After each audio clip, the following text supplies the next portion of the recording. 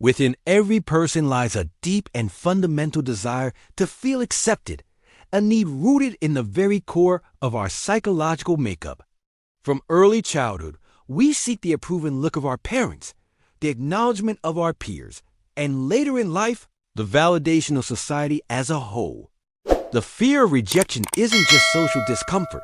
It reflects a much deeper insecurity, the inability to fully recognize and embrace ourselves. The person who fears rejection has forgotten their own independence.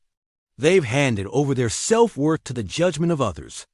Yet, this continuous need for approval often turns into a mental and emotional cage, keeping us from discovering our genuine individuality. In childhood, unconditional love is key to forming a stable, secure sense of identity. But when that love becomes conditional, when affection is only offered if we behave a certain way, fear takes root. The fear of not being accepted begins here. This idea, central to analytical psychology, describes the image we show the outside world. The fear of rejection is not just a surface-level reaction.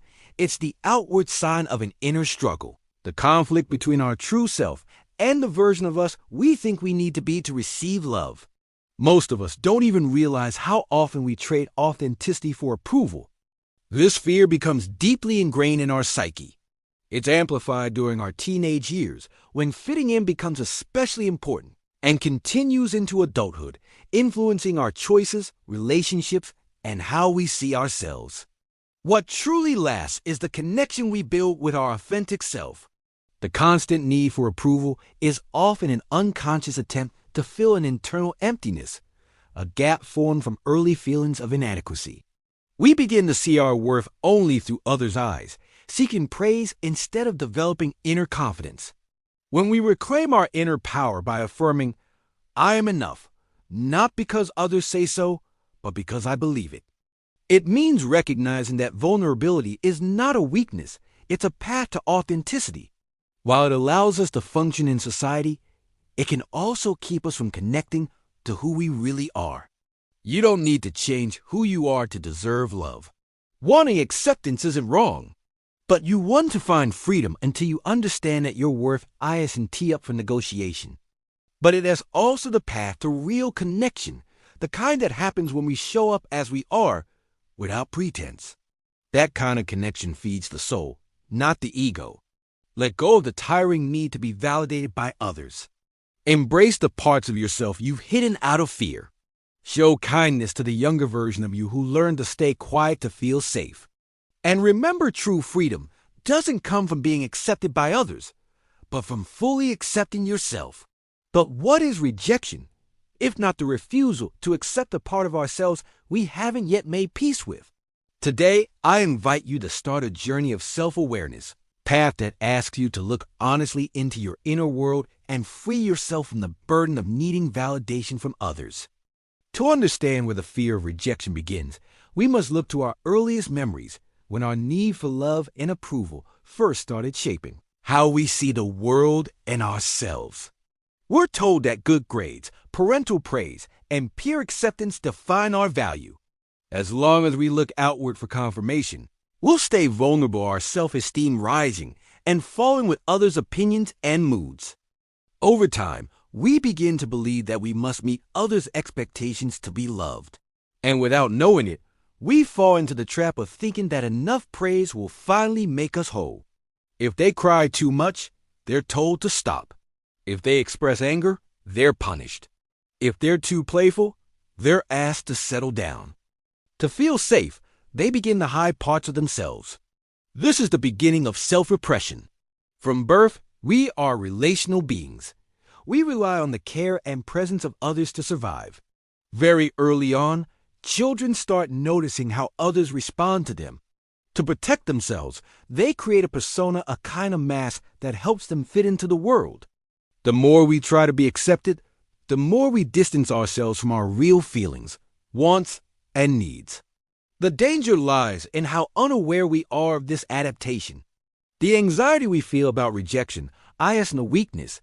It's the echo of an old wound, the feeling that we read not enough as we are. If we remain unaware of this pattern, we stay stuck always chasing approval, without realizing that the only validation that truly matters is our own. To break this cycle, we need to see that external validation is temporary. It comes and goes. From a young age, we're taught that our worth depends on how others see us. But no amount of external approval can fix the emptiness that comes from denying our true identity. Real change begins when we look within, when we stop asking the world for permission to be ourselves. Healing the fear of rejection doesn't mean we'll never feel exposed again. To live authentically is to risk being misunderstood, disliked, or even isolated. You don't need to prove your worth. So today, offer yourself the gift of self-recognition. Seeking approval from others is often an illusion, one that traps us in ongoing dissatisfaction. External praise may feel good momentarily, but by nature, it's unstable. If their self-worth had been based solely on public opinion, it would have been like a ship lost at sea adrift without direction. What's celebrated today can be criticized tomorrow. What's admired this week might be dismissed the next. We agree when we feel differently. We act in ways that don't align with our true selves. We become performers, chasing applause, forgetting who we truly are behind the act. Societal values are always shifting, changing with trends and cultural tides. Our truth gets buried under a mask designed to keep us safe. We stop being authentic and become trapped in the image we think others expect to see. They don't feel worthy unless someone else says so. The judgment of others only stings when our own self-view is already harsh. That's when we begin to feel truly free. To fully accept who we are, we must be willing to embrace the sides of ourselves we've been taught to hide or fear. In Jungian psychology, the shadow includes all the parts of our personality that we rejected or buried often because we thought they were wrong or unlovable. Because from then on, our self-worth isn't tied to other shifting opinions, but grounded in a solid connection with our true self. It is not only about what someone else thinks or says, it often confirms something painful we already believe about ourselves. If someone tells us we're not good enough, it's about diving into the deeper layers of who we are, confronting the parts we've hidden or denied. It means no longer running from our flaws, but welcoming them as essential parts of what makes us whole. Instead of seeing them as problems, we begin to understand them as experiences that have shaped us. We no longer see them as enemies, but as teachers. Suddenly, we're no longer frozen by other people's opinions. We stop living in fear of being judged or misunderstood because we've already accepted ourselves fully. Rejection, which once felt so painful, becomes just someone else's opinion. It no longer defines us. And it hits a nerve. It's likely because that thought already exists somewhere inside us. That's the shadow at work. It means recognizing that being human means being complex, carrying both light and dark, strength and vulnerability. When we stop judging ourselves for being imperfect, something shifts inside us. Until we see it and integrate it, it will keep showing up in our fears, our relationships, and the way we view the world. This chase becomes a silent prison, mental and emotional confinement that many never escape. The only way to escape this cycle is by turning inward, facing our insecurities, and learning to give ourselves the love and recognition we've been seeking from others. Anger, jealousy, sadness, defiance, or even simply wanting attention might have been punished, dismissed, or ignored. So we learn to push those emotions down, hiding them deep within our unconscious mind. Throughout history, many visionaries, artists, and leaders have been admired, only to be later rejected or ridiculed. One of the main ways the shadow expresses itself is through projection. When we refuse to accept certain traits in ourselves, we start noticing and exaggerating them in others. We might accuse someone of being selfish because we haven't acknowledged our own hidden selfishness. Or someone's insecurity may irritate us because it mirrors our own unspoken fears. That's the real danger. When our identity is built on external approval, we lose our internal compass. Beyond that, the pursuit of approval makes us emotionally dependent. We start adjusting our behavior to gain acceptance. We smile when we don't want to. True acceptance means embracing both the light and the darkness within us.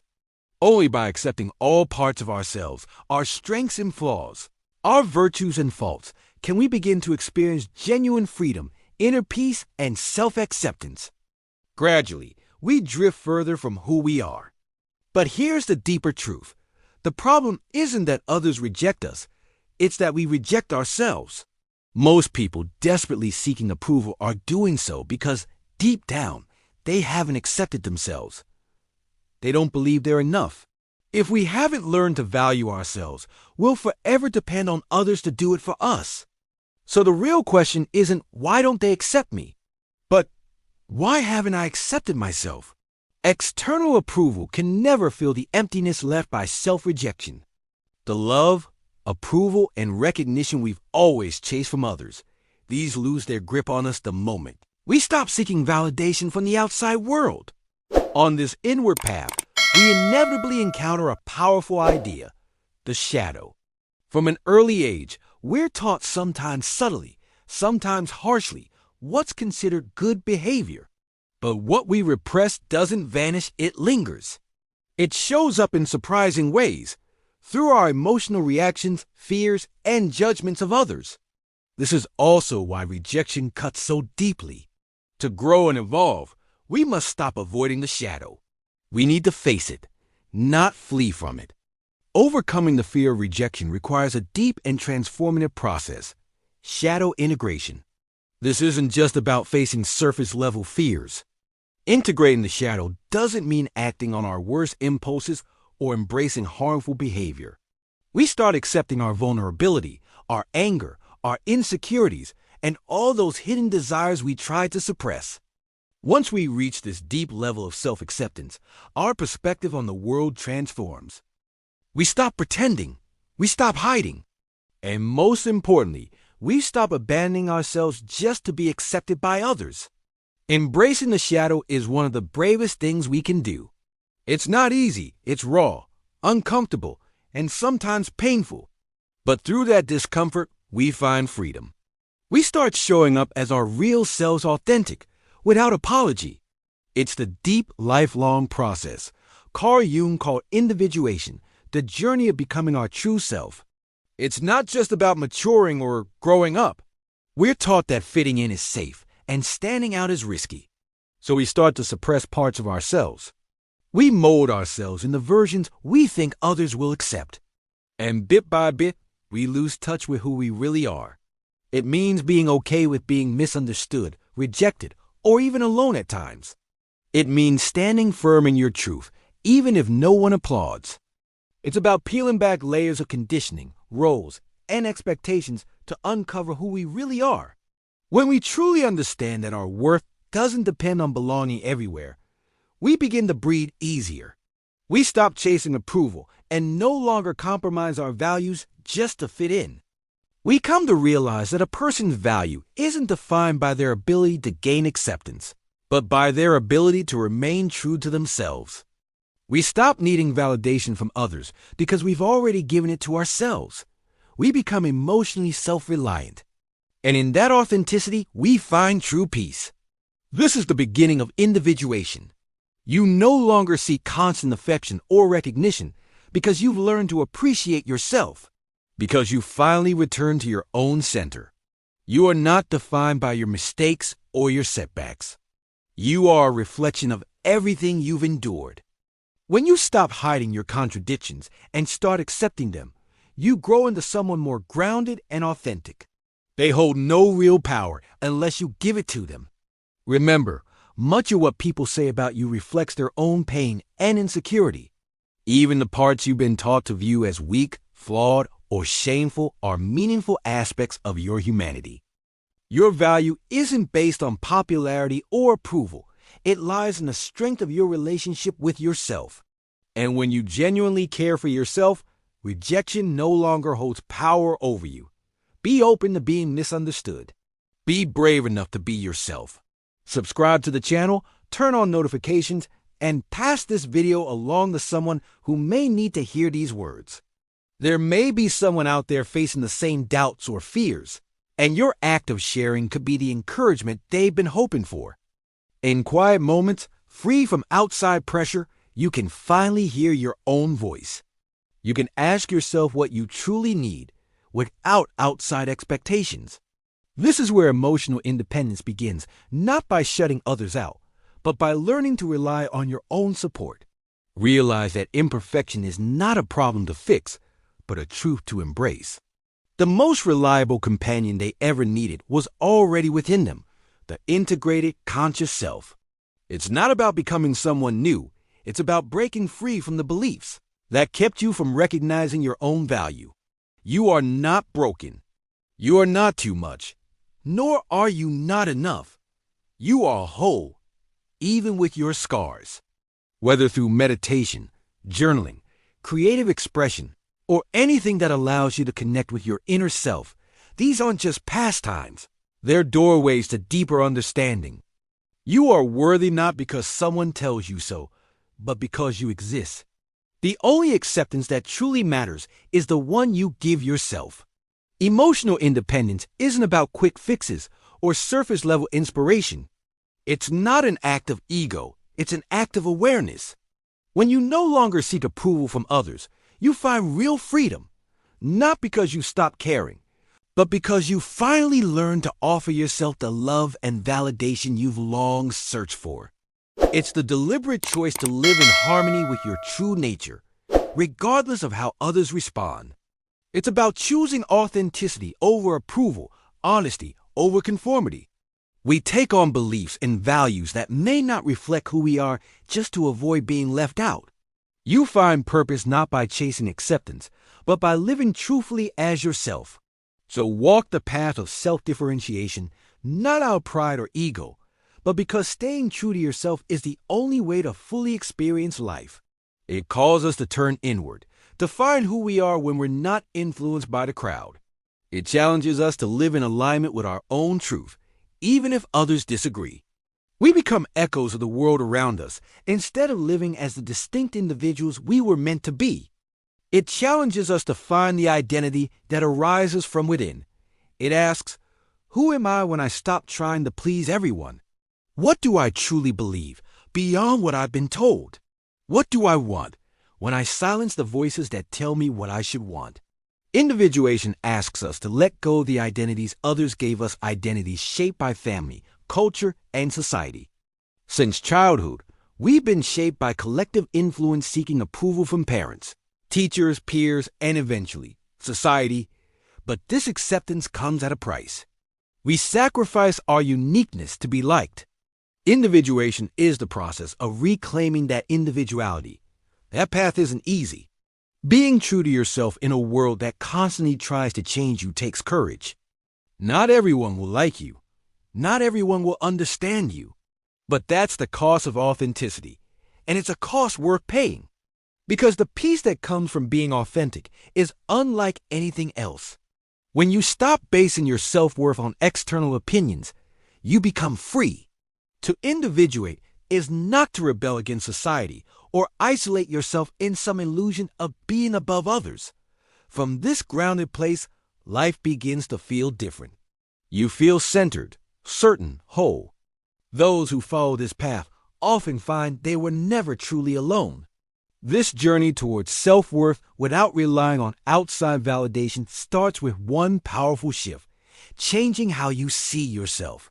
And when you begin to see yourself with this clarity, rejection no longer scares you. Observe yourself without judgment. Reflect on your experiences, your doubts, and your insecurities with kindness.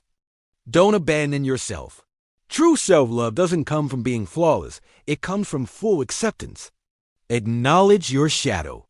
Wholeness doesn't mean removing your flaws. It means including them in your sense of self. Let go of the burden of other people's opinions, their judgments, their rejections. Do not define your worth by external opinions. True confidence is not granted by others. It grows from within. Focus on cultivating your inner world. Make room for self-reflection. Embrace solitude. It isn't punishment, it's a gift. Don't be afraid of being alone. In silence, when the outside world fades away, your true self begins to speak. Life is a journey toward individuation, a return to who you truly are. Be bold enough to walk that road. Be willing to face rejection. And if this message resonated with you, consider sharing it. Together, let's continue building a space where truth, healing, and authenticity are not only welcome, but truly honored.